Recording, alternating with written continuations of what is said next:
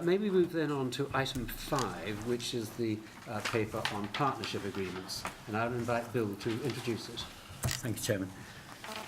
Since we first were established as a board and when we've met consistently, I think one of our important values has been that if we're going to serve patients and the public really well, improving their outcomes, we need to be prepared to work very effectively in collaboration and in partnership with other institutions in the new NHS. And this paper is taking forward some of that commitment.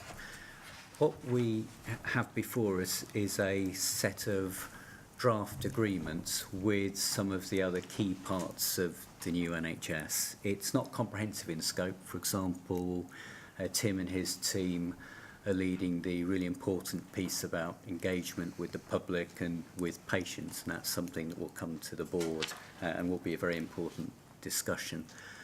But we do know that there are some other organisations, and they're set out here in paragraphs 16 and 17 with a summary of their functions, who we should work very closely with, and if we do, the potential benefit for patients and the public will be greater.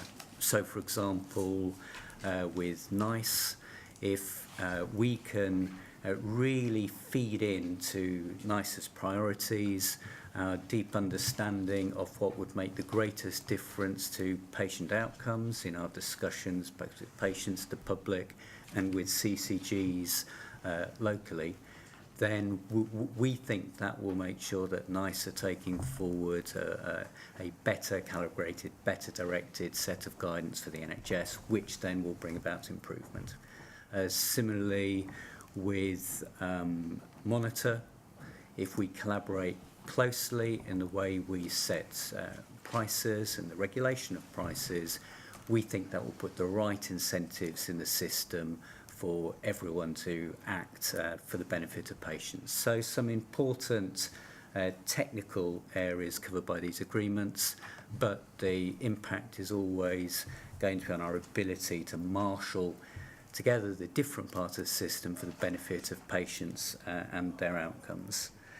The technical agreements will take us so far. Of course, what's going to be very important is the quality of the relationships and the behaviours that we develop together. And I would like to give tribute to all of the organisations we've been talking to. We've had a very open process. It's been our initiative to open up these discussions, but we've found a huge degree of common ground in trying to direct energy towards the outcomes framework and the NHS constitution commitments. And that's provided a really good platform for us to put together the agreements, but also to open up the relationships both at executive and I would have thought in time at whole board level in the coming years. So what I'm asking the board for, Chairman, is agreement to these drafts, but recognising that boards of other organisations also have to agree them, just some delegated authority to do any final topping and tailing when it's been through the other organisations. With that, I commend the paper to the board. Thank you, Bill. I think one of the very large risks of the new landscape is that there are several statutorily created and defined bodies, all of them with different responsibilities and actually with different relationships back to central government. So we have a system in which the Secretary of State remains the steward of the whole system, with responsibility and accountability to Parliament for ensuring that it works. But it won't work unless the arm's length bodies have a satisfactory mode of collaboration and working together. And we, as the major commissioning funder, have, I think, the lead responsibility in this landscape to ensure that our duty to patients is then properly reflected in our relationships with the other providers. Each of these agreements is different, but each of them actually gives you an insight as you read them cumulatively as to how the system, well organised, can actually work in the direction in which we would wish to see it go. Alongside it, of equal importance, is the relationship with the LGA and also, of course, our relationship with individual local authorities up and down the country. So well done on getting the agreements to this stage, and we understand the uncertainties about final approval in the other organisations. But let me just pause and invite comments from members of the board on the array of agreements that we have before us. Kieran. Applaud the approach. I think it's great. We're in a system, and I think the relationships between the bodies in that system is important. I've one suggestion, if I may, for version 15 of the agreement with NICE as you move to version 16. Reflection of the work. which is under 1.8. There have been situations in the past where the NICE process delivered something which wasn't consistent with either clinical consensus or a patient view of outcomes, which, through no fault of NICE, but that's what the process delivered. It's one at the moment around outcomes indicators where the process isn't delivering to the time we want, or maybe the indicators that we want. And not wishing to undermine NICE's independence, because that's their great value, but in framing the remit, can we be clear in the wording that that means we need to be assured as a board that the process NICE will adopt will be the one which will deliver for patients in the way that we're talking about, and that we will actually have opinions about that, so there will need to be a negotiation about process. I think that's a very fair point, and I would hope, and certainly discussions we've had with NICE so far, I would be confident they'd be open to that sort of discussion. So we'll talk further with them and capture that point in the proposal. Right, may I take... I'm sorry, Ed. Yeah, I'd come back to the point on diversity and do this, I think, to make a point. Page 6, paragraph 25 of the paper. If I might suggest, is the legalese bolt-on standard paragraph that implies that we are doing what we need to do to fulfil our legal duty. And I think that probably stops short of the ambition that we have as an organisation. And having looked at every agreement, I haven't actually seen anything in there that addresses the full consideration to equality and diversity issues in the spirit of working. I don't necessarily want to see revisions to the documents, but the spirit of our approach has to go beyond the legal duty, which seems to come through in that paragraph. So please take that in the spirit in which it's meant, which is move the debate on. Absolutely fair point. I'd take that, Chairman. Okay. Moira? Just to say again, like Kieran thought the approach, and it's very good. I just wanted to ask really on the LGA Concordat in 210, following a discussion about resources, we will therefore, when is that happening now, as it were, and does it mean therefore that it's possible that commissioning board resources can support the development of health and wellbeing boards? A huge amount is expected of those boards locally, really, and we shouldn't underestimate if you think about the CCGs, really, the investment in those boards needs to be commensurate with the expectations of them, really. So you could just say a little bit more about that. Yep.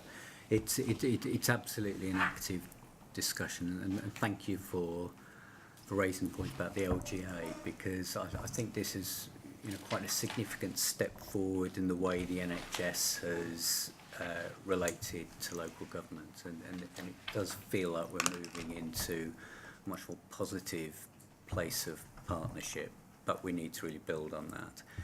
A number of ways we can align some of our support for a joint view of how health and wellbeing could work in the new system. One's through the improvement resource that Jim's directorate will have, collaborating with the LGA's own improvement resource. We think there's some good possibilities there, but also the point that Ian makes consistently is that our local area teams won't be observing health and wellbeing boards. They'll be there, they'll be part of it, they'll be active participants in shaping and developing and supporting, and able to draw upon the resources of commissioning board, analytical resources and other resources. So we're very serious about this.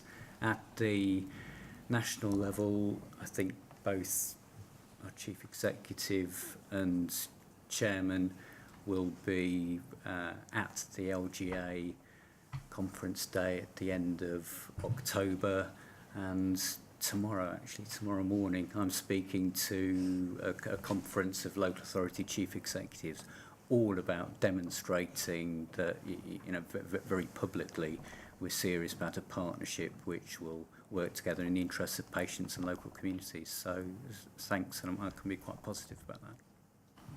Thank you, Victor.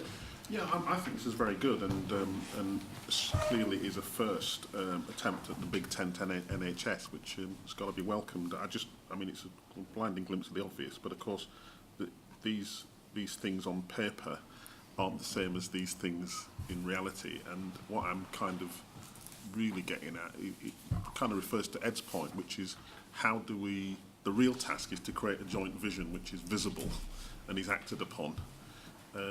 And you know, we shouldn't. I mean, I know we shouldn't stop here. You know, it's how we get to this, because every single person who runs one of these organisations is a past master at the dark art of apparent agreement, and we just need to move it on. We need to push it. Maggie. Yeah, I'd like to just build on what Victor said. I mean, agreements that are, this is an agreement to agree, it's a very good principle. It's all about how you operate in practice as opposed to what the document says. And the thing I was struggling with the documents and referring back to the mandates of the different organisations, I'm not quite clear, you know, where is there a requirement for mutual agreement, and where in extremis does one party or the other have primacy to say they have the carriage for something. And one of the things that I think would be helpful to do, not to, you know, establish, you know, who's got power and who hasn't got power, but just for the sake of clarity, in the sense, in amongst the very nice, we want to agree about everything, it should be very clear which things there isn't a requirement to necessarily agree, where one party or the other has the carriage. And for me, that didn't really come out of the paper. Yes, I'll respond to that. Completely agree with the point that this is just a start. I mean, you know, this is a way of capturing some important discussions, some, you know, good agreements to work in the interest of patients. But it's only that, and the proof will be in the pudding, the way we behave together, the way we work together. Naguib's point about, well, you know, where do the ultimate authorities lie? That of course is set out in the legislation, and there are some of these where, for example, with monitor and price setting, where the legislation is very clear that we both have to agree, and all of these bodies are accountable to the Secretary of State, the LGA being different, but all of the arm's length bodies. I think this is, though, an effort to make sure that we don't, you know, feel that the right way to act is to appeal to the Department of Health when things get difficult. That seems to me would be it'd be a betrayal of a vision which is working together in the interests of patients, really understanding those needs and bringing all of our levers to bear to bring about those improvements. So yes, formally, you know, things will be settled ultimately by Secretary of State. This is a common view across all of us that really would be a failure, and that we need to be acting together in patients' interests, not looking over our shoulder at Secretary of State. I mean, this is quite novel to have entered into these agreements. It's, I think, an expression of intention. The bodies are actually interdependent.